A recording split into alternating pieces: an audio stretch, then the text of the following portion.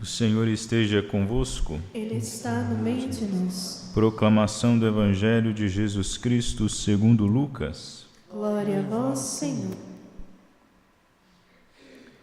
Naquele tempo, os fariseus e os mestres da lei disseram a Jesus: os discípulos de João e também os discípulos dos fariseus jejuam com frequência e fazem orações, mas os teus discípulos comem e bebem. Jesus, porém, lhes disse: os convidados de um casamento podem fazer jejum enquanto o noivo está com eles? Mas dias virão em que o noivo será tirado do meio deles. Então, naqueles dias, eles jejuarão. Jesus contou-lhes ainda uma parábola: ninguém tira retalho de roupa nova para fazer remendo em roupa velha, senão vai rasgar a roupa nova, e o retalho novo não combinará com a roupa velha. Ninguém coloca vinho novo em odres velhos, porque senão o vinho novo arrebenta os odres velhos e se derrama, e os odres se perdem. Vinho novo deve ser colocado em odres novos. Ninguém, depois de beber vinho velho, deseja vinho novo, porque diz: o velho é melhor. Palavra da salvação. Glória a vós, Senhor.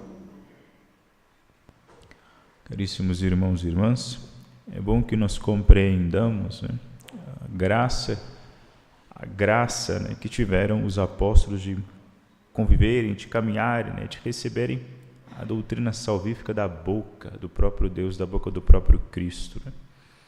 Daí, essas confusões que geram aqui para os fariseus, para os mestres da lei, enfim, e fazem com que eles perguntem, por que os discípulos de João Batista, os nossos discípulos, jejuam e os seus não jejuam? Aqui a resposta é muito radical para isso, porque é o Jesus quem dá, é o Cristo quem dá. Eles não podem jejuar enquanto o noivo está com eles. Então ele está dizendo que por ser quem ele por ele ser o Deus encarnado, por ele ser o Messias, não há ali naquele momento em que ele está com eles motivo para jejum. Vai haver um momento em que eles jejuarão, porém não agora, não é momento para jejum. Interessante que Jesus ele não tem essa hipocrisia que nós temos de ficar mentindo as nossas posições. Não é, que nada, não sei o quê. Não. Ele vem com uma missão, ele sabe o que ele é. Ele é o Messias, ele não esconde que ele é o Messias. E ele vive a sua vida, prega, ele exerce aqui a sua missão, o seu apostolado, ele exerce a sua missão baseando-se nessa verdade. Eu sou o Messias, eu sou o Senhor e Salvador, eu sou aquele de quem profetizou Isaías. O Espírito do Senhor está sobre mim, me enviou para anunciar a boa nova e etc. Ele é isso, ele aceita isso, ele prega isso e inclusive vai colocar isso como regra. Por que os meus discípulos não jejuam? Porque eu, que sou o noivo, eu estou com eles. Haverá um dia em que eu serei tirado, então eles não jejuarão. Isso aqui é para nos ensinar a não ficar dissimulando os lugares em que nós ocupamos, agindo como se nós não fôssemos, negando aquilo que somos. Por exemplo, não neguemos, um exemplo bobo, não neguemos que nós somos pais dos nossos filhos, pelo amor de Deus, não recusemos essa coisa que é direito nosso, direito de quem é pai, na verdade, de ter autoridade sobre os filhos. O pai tem autoridade sobre os filhos. E o pai ele pode, com toda razão, usar esse argumento. Não pode porque eu não quero. Pode. É claro que pode. No momento em que o filho está debaixo da sua asa, sobretudo naqueles primeiros anos, na infância, na adolescência, sobretudo no tempo em que a maturidade ainda não está constituída no filho, na filha, o pai ele tem direito de legislar sobre aquela criança, legislar sobre aquele adolescente, e até mesmo na vida adulta, tem direito de legislar na vida do filho, vez ou outra. Os filhos às vezes faltam com a racionalidade, o pai detectando aquilo tem sim a obrigação de exercer o seu dever de pai. Os padres é a mesma coisa. Padre, gente, não é uma pessoa qualquer. Mas que bobeira, isso não é meu, Isso não fui eu que inventei o ministério sacerdotal. Quando eu nasci ele já existia há 2000 anos. Eu já entrei a o bonde já estava andando, né, como se diz. E é assim que é. Eu quis assim, eu aceitei. Portanto, eu não preciso ficar dissimulando, querendo dar uma de humilde, né, e indo totalmente contra a verdade. Não é bem assim. Não precisa mudar o seu comportamento na minha frente. Não precisa mudar o seu jeito de vestir na minha frente. Tem que mudar. Tem que mudar o jeito de falar na frente do padre. Tem que olhar o jeito que se veste quando você vai apresentar diante do padre. Tem, é claro que tem. Eu vou mudar minha vida por causa do padre. Não, você pode ficar longe do padre. Você não precisa ser amigo, não precisa aproximar do padre. Mas se vai aproximar, ótimo, né? Adeque-se, não é? Isso em várias fases da vida, né? O patrão com o empregado. Patrão é patrão, empregado é empregado, não tem essa. O empregado, ele não presta favor para o seu patrão, não. Ele está ali trabalhando, buscando por meio do seu patrão a subsistência da sua vida. Enfim, é um vício, né, que cresce em nós, né, de querer, nós achamos bonito dissimular as nossas posições, querer nos diminuir, né? No fundo, a gente quer só diminuir, mas o tratamento a gente quer o mesmo, né? A gente só quer dar uma de bonito, né? Dar uma de humilde, etc. Mas na hora de sermos tratados efetivamente, o pai quer ser tratado como pai, a mãe quer ser tratada como mãe, o padre quer ser tratado como padre, sobretudo quando nós temos direito a primeiros lugares aqui, a favores ali, aí a gente gosta. Mas no nosso discurso, não, besteira, a gente é gente como qualquer outra pessoa e etc. Podemos fazer tudo que qualquer outra pessoa faz. O patrão e empregado é a mesma coisa? Não, você me trata como nós somos colegas de trabalho, mas pisa no calo do patrão para você ver o que te acontece. Hipocrisia pura, né? É vício, é dissimulação. A gente acha bonito algumas coisas por respeito humano, que é uma praga, né?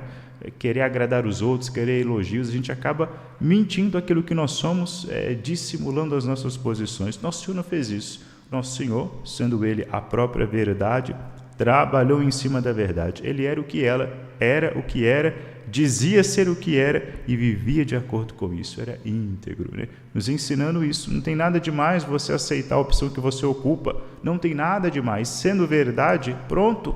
Humildade, gente, é conformidade com a verdade. Eu sou humilde à medida que eu me conformo àquilo que está dado. Arrogante é aquela pessoa que é cega. O que é a pessoa arrogante? A pessoa arrogante é aquele homem que, apesar de ser nada, apesar de ser pó, apesar de ter sido feito do barro, ele acha que é alguma coisa. Ele se acha, inclusive, inconscientemente semelhante a Deus, né? Querendo legislar sobre a própria vida e, em alguns casos, sobre a vida dos outros, né? Então, a primeira coisa, né, a primeira virtude que a gente precisa aprender quando entra nesse caminho de seguimento do Evangelho, né, busca o nosso progresso espiritual, tem que ser a humildade. Porque se nós não formos humildes, nós já perdemos aqui, né? O primeiro requisito é esse, para que assim nós consigamos entender e abraçar esse que é o Cristo, né? Nós seguimos este homem, que não é um homem pura e simplesmente, não é um homem qualquer, é um homem sim, verdadeiramente homem, porém um homem que também é Deus, né? Então aquilo que Cristo me diz, aquilo que Cristo me fala, aquilo que Ele me mostra, não pode ser levado como se fosse uma opinião que Ele está nos dando, quando Ele diz: vocês não podem fazer isso. Esse não pode não é uma norma meramente moral. A consequência disso não é meramente moral, não. Quando Nosso Senhor diz lá, vocês têm que seguir os 10 mandamentos, honrar pai e mãe, né? Se eu escolho não honrar pai e mãe, isso aqui, a consequência disso não é moral, é real. A consequência disso é o quê? É o inferno. Se eu vivi uma vida desobedecendo meus pais e morri nesse estado sem me arrepender, acabou, estou condenado ao inferno. Entende? Consequência moral é isso, ou seja, o fato de eu não cumprir não vai afetar a minha vida, vai afetar a sua vida, inclusive vai te proporcionar a morte eterna.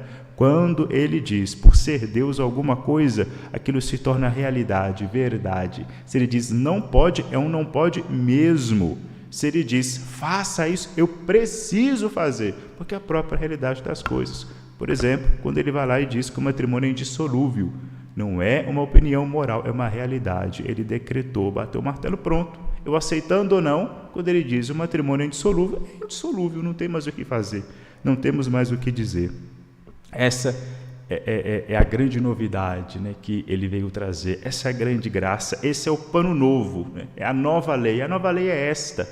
É uma lei que veio aqui para ser pregada, ensinada pelo próprio Deus, e a partir do momento que ela nos é dita, nos é pronunciada, ela carrega consigo esse tom definitivo, real, verdadeiro, cujo cumprimento dessa lei nova vai determinar a nossa vida ou a nossa morte, a nossa salvação, a nossa libertação ou a nossa perdição, a nossa escravidão. O grande trunfo, né? Agora a grande cartada final é esta, porque quando nós escutamos essas coisas a gente pode até pensar, nossa, Padre, mas às vezes as palavras de Nosso Senhor são muito duras, é difícil seguir aquilo que Ele nos pede à risca, né? Ele nos pede muito pouco, mas esse pouco para nós é difícil. Não tenhamos medo, não foi Ele mesmo que nos prometeu um paráclito, né? Um defensor, um consolador? Ele nos prometeu isso, ou seja, quando nos faltar as forças, quando nos faltar a coragem, quando nos faltar o ímpeto, Ele ainda proporciona para nós isto, o Espírito que é dele, que Ele enviou sobre nós, que Ele sopra sobre nós, para que quando faltar as nossas forças, tenhamos a força do Espírito, ainda temos a isso, a graça sobrenatural, temos o auxílio da providência para nos guiar, para nos ajudar, para nos auxiliar. Portanto, aproveitemos isso, né? Queremos, em primeiro lugar, essa ciência, essa sabedoria, esse saber, esse conhecimento, né, de que nosso Senhor é Deus, de que Ele nos trouxe uma palavra que é caminho de salvação e não só disse, mas também mostrou, Ele também fez. Ele foi o primeiro cumpridor da lei que Ele mesmo nos deu. E sabendo disso, crendo nisso, quando nos depararmos com as nossas fraquezas, não sermos pobres nas nossas orações, mas sejamos generosos nessa oração, conversando diretamente com Deus, pedindo que Ele nos mande aquelas graças sobrenaturais, sem as quais nos será impossível trilhar esse caminho rumo à vida, rumo à pátria celeste. Glória ao Pai, ao Filho e ao Espírito Santo. Princípio, agora e sempre. Amém.